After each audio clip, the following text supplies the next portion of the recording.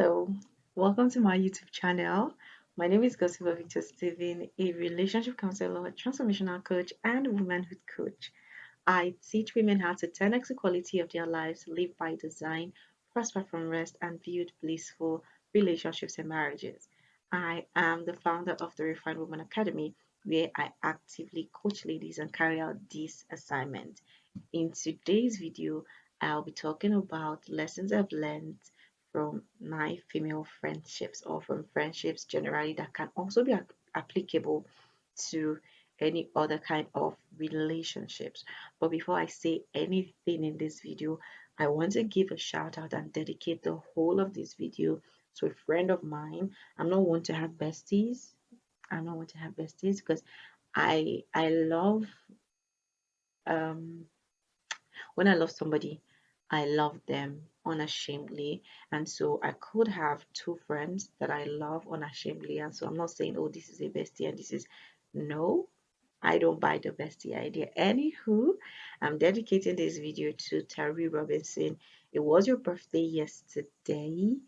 And due to motherhood and life, I wasn't able to make an official post as I imagined. I had made it all up in my head. I'm like, I'm going to put this out for this lady, to let her know how much I love and cherish her. But motherhood showed up, work showed up, Rasmus showed up, and I was not in that headspace to put it out. So this is me dedicating the whole of this video to you. First things first, I want to say that I'm grateful for your presence in my life. Um, your presence in my life is a testament that there are still good people out there. There are still great people out there. There are still amazing people, and female friendships are worth it. They're worth it. Yeah. So let's get right into this video. Okay, the first thing I want to say in today's video is that female friendships are worth it. Yes. I know that we females, we can be full of drama. We could be full of a lot of drama. We like drama. It's part of the package, right? But female friendships are worth it. I used to be someone in time past. I used to think, you know what, this female friendship thingy, I don't have, I don't have the strength for it. So, um, you know, I used to refrain from female friendships. And the very first female friendship I know that I actually invested in didn't really turn out fine, didn't really turn out well. And so, I just kept to myself, the introverted self that I am. And so it has just been like that for a while. But, I met some other amazing people that I had an amazing, time with, amazing friendship with. But, you think you've gotten it until God really shows you that, you know what, I still have more and there's still beauty in people, right? So that's the first tip. Female friendships are worth it. Second thing I would like to share today is that some friendships are seasonal and that's perfectly okay. Some friendships are seasonal and that is perfectly okay.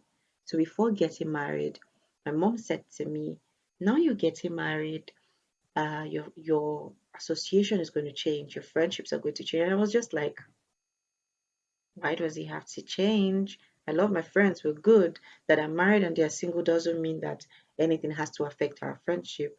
But you know what they say?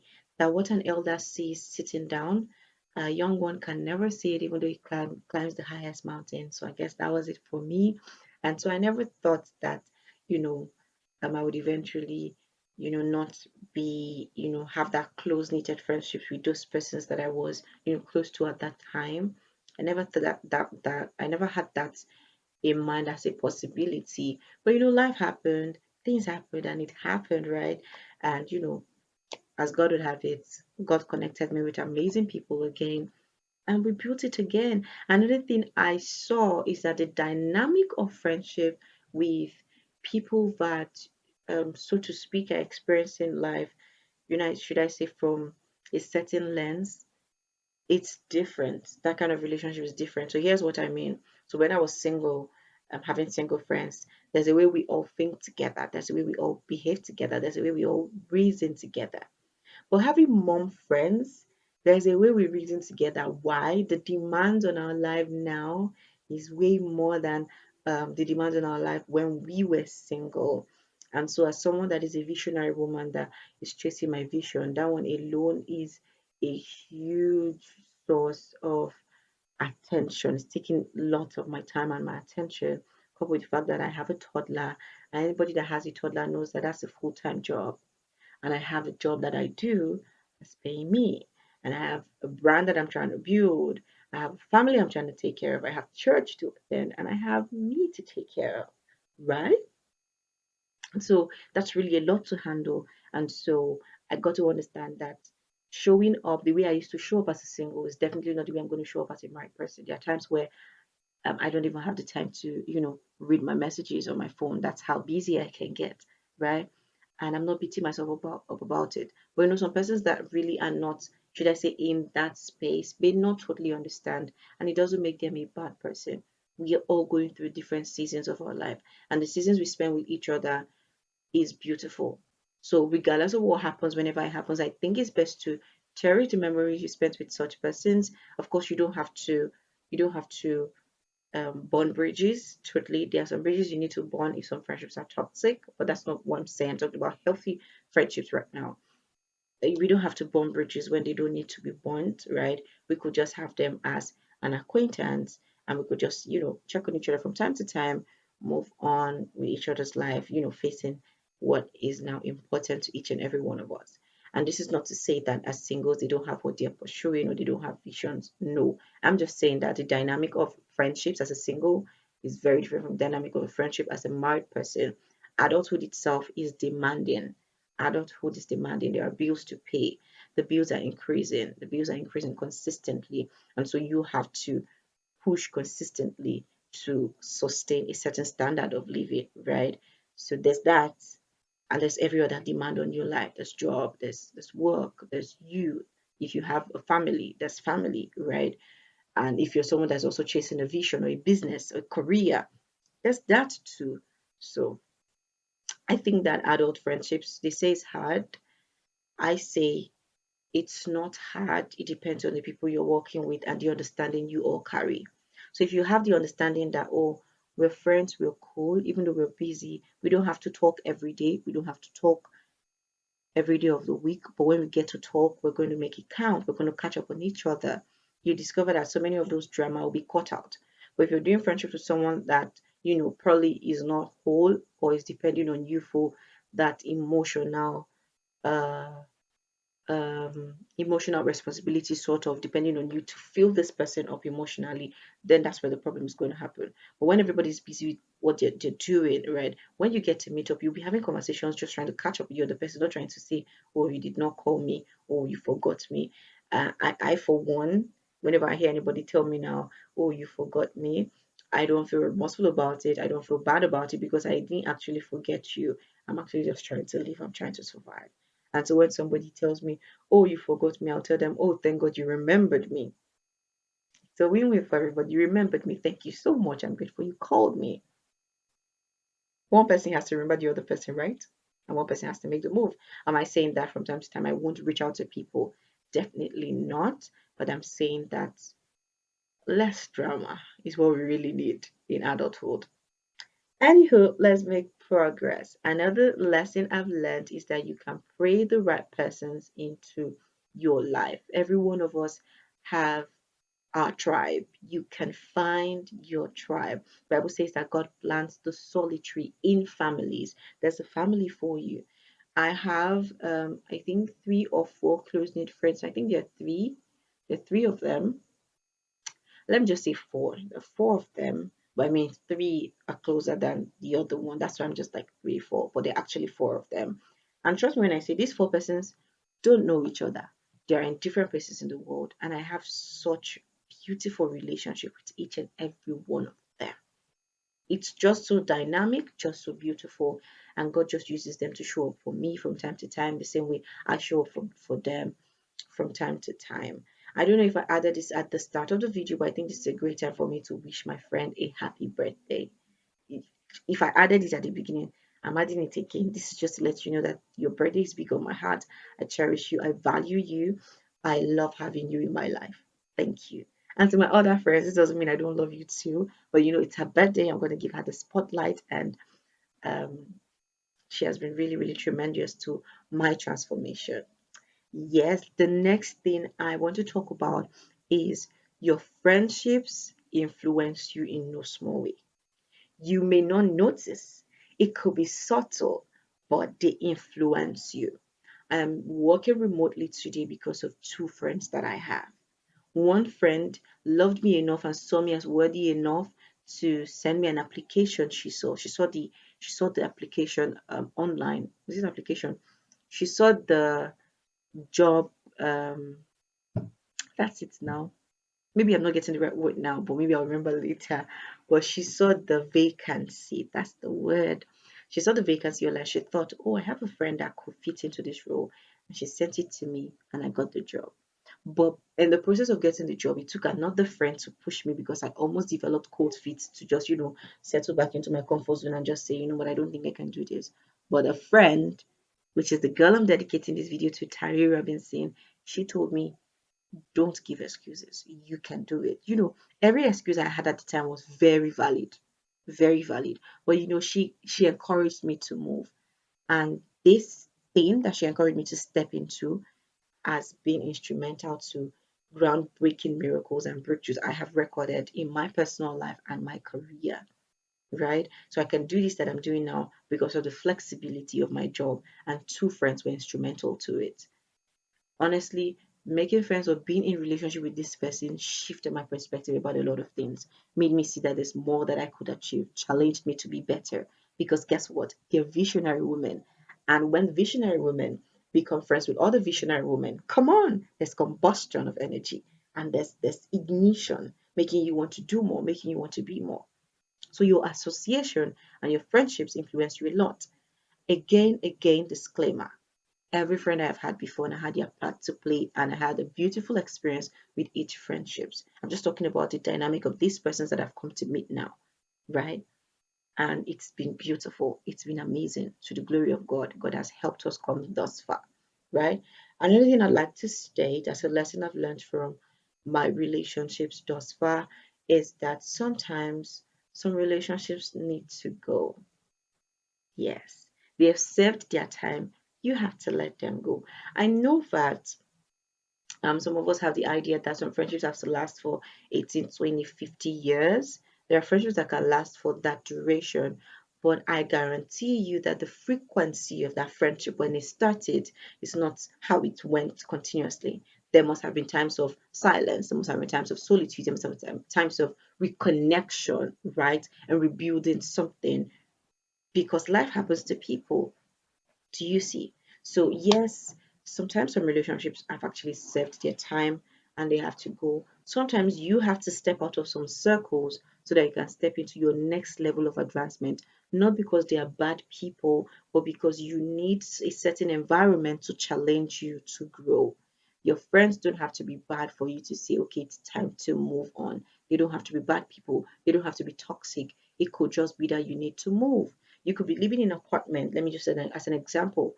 The place is great, the place is good. There's nothing wrong with the place. But you may desire a different environment, a different um, space. Maybe you want a bigger space.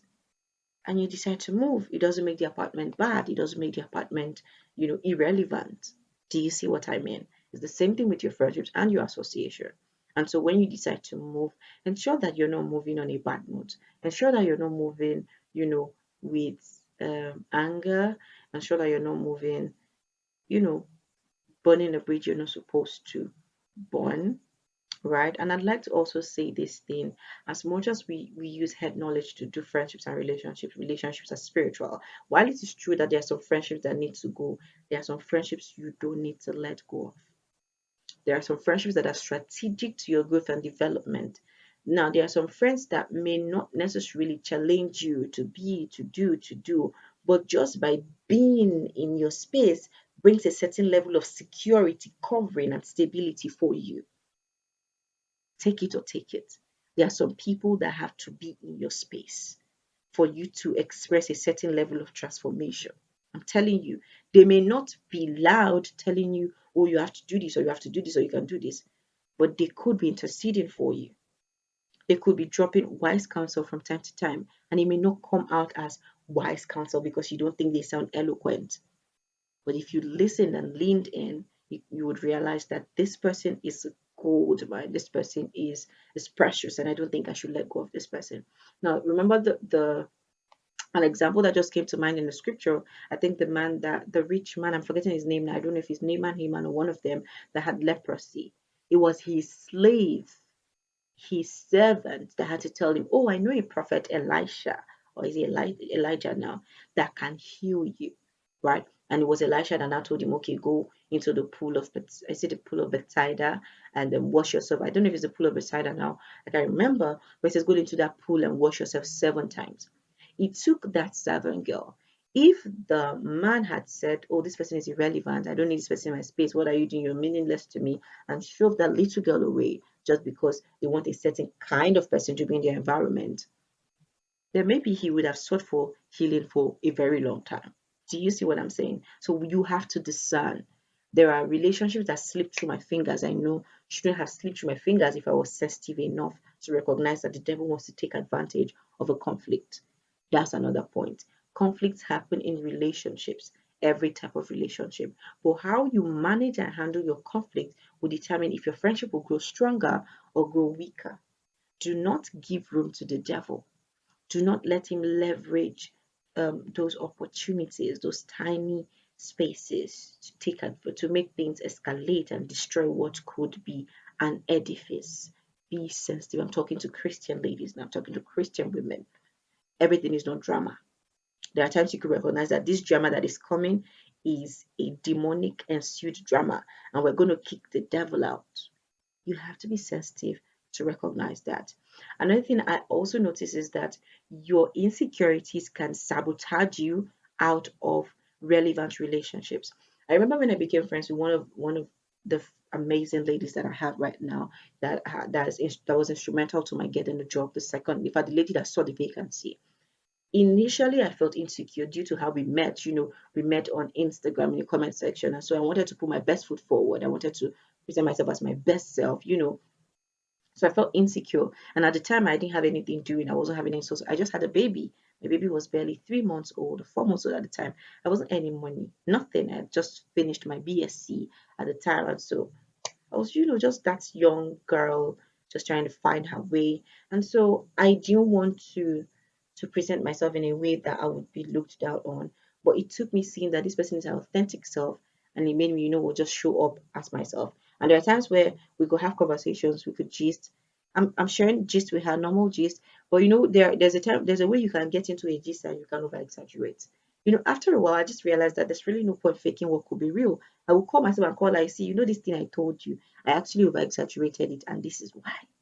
Because I don't want my insecurities to sabotage me out of something that, and it's been a year and some months of being friends with her. It should be a year, 3 months of being friends with her, and there's nothing like that in our friendship anymore. We're real with each other. We respect each other's boundaries. We share what we want to share and keep some things off limits when we are ready to share. That's a healthy friendship, if you ask me, right? Well, we both have busy lives, but we're intentionally winging it. This other person is making the move when the person can. The other person is, it doesn't have to be 100 every time. There are times where one person could be on the receiving end, one person doing more of the work. There are other times where the other person is doing more of the work, the other person is on the receiving end. Is that not how your marriage relationship is? Yes, it is. All right. Another lesson I've learned is that your friends are a mirror of your value system. Your friends are a mirror of your value system. If you're in an association of friends where you guys are having a conversation, people have different opinions, yes. But when your opinions are always in conflict, you're thinking like this, as a Christian lady, you should be like this, and the person is thinking like this, I think you should call such friendship quits because two cannot work together except they be agreed. So, yes, your friendships are a mirror of your value system. That's why they say, "Show me your friend, I'll tell you who you are." That statement rings true. All right, I think the last one I would say today is that for friendships to flourish, there has to be mutual efforts. Like I mentioned earlier, it doesn't have to be 100 every time, but you could make effort. You could make effort. It's the effort. account. The other person wants to see that you also value what you share with them. I think there's more comments in my head now, so I will just share this now. I think that associating with people could help you become a better version of yourself, could help you become a better version of yourself. And one way you could do that is to affirm people, learn to affirm people. Oh, they're doing well, affirm them. I think that's one thing Tari Robinson did a lot. She affirmed me a lot. And anyone that knows me knows that my two primary love languages are words of affirmation and quality time and attention. And so she affirmed me a lot. It wasn't something she was forcing herself to do. She genuinely appreciated some good qualities about me. And so we would be having conversations, regular conversations, and she would just say to me, I like the way you see things. That's a very, it may look regular to some other person, but for someone to look at you, have conversation with you and say, I like the way you see things. As little as that is, it's planted huge, huge seeds in my heart. We could have conversations and I'm just like I had this challenge and this is what I did. And the next one she's just saying, you know what? I like the way you bounce back. I'm just like, this girl. And it's not just a she thing. There are times where she could also be having issues and talking to me like, oh, we're brainstorming. She's like, oh, this is burning in my heart. I'm thinking of doing this. And I'm just like, okay, I think you can do this, do this, do this, and you can. And she's just like, that's why I like talking to you. There's just this synergy. Do you see what I'm saying? It's possible for you too. It's very possible for you.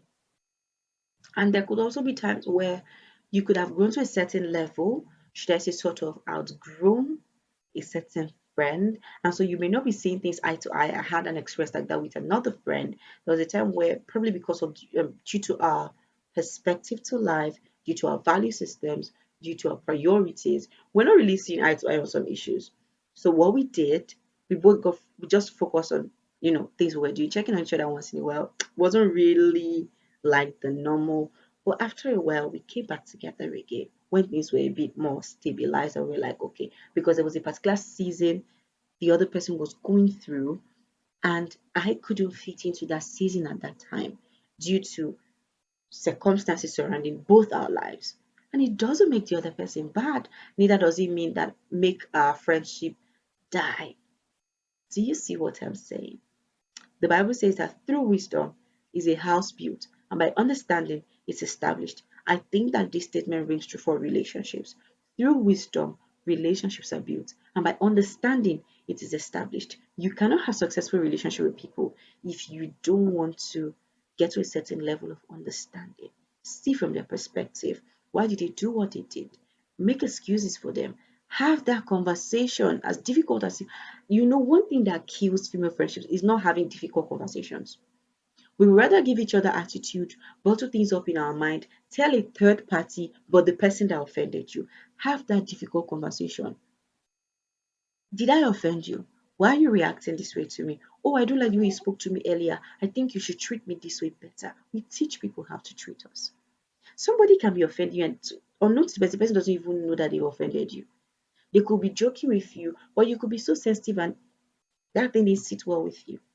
But you're going to sabotage that relationship by bottling it up instead of speaking up. So this is me just encouraging you today. Speak up.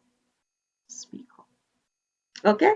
So I think I would like to bring this video to a close here. And this is me once again saying, Tari Robinson, thank you.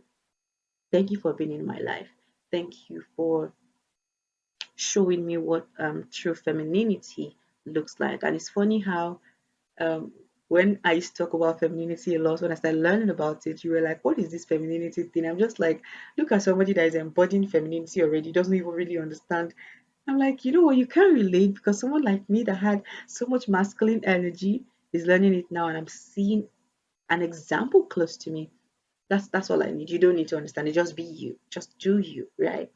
And I think that the sacrifices that you made for our friendship brought us to where we are today.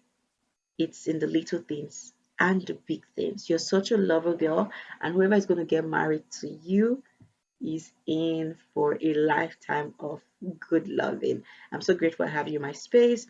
And to Mrs. Blessing Owunari George, I also want to say that I love you, love you, love you so much. Thank you for being in my space. Thank you for challenging me to grow and do better. And Mrs. Favor Okirbitsi, it's just your calm presence, the only mommy duo in my life. Thank you for being in my life. And finally, I don't know if you see this one, Mrs. Precious Adeyinka Ogunbi. Thank you. I love your feminine presence. I think it's funny how that most of my friends have so much feminine energy, and it's rubbing off on me because I used to have so much masculine energy. Maybe I'll make a video about that on a later date. But that'll be all for today. If you gain value for this from this, do well to let me know in the comment section down below. Don't forget to like this video, turn on the post notification bell to know when I put up another video, and of course, subscribe to my channel. That'll be all for today. Gospel Victor Steven signing out.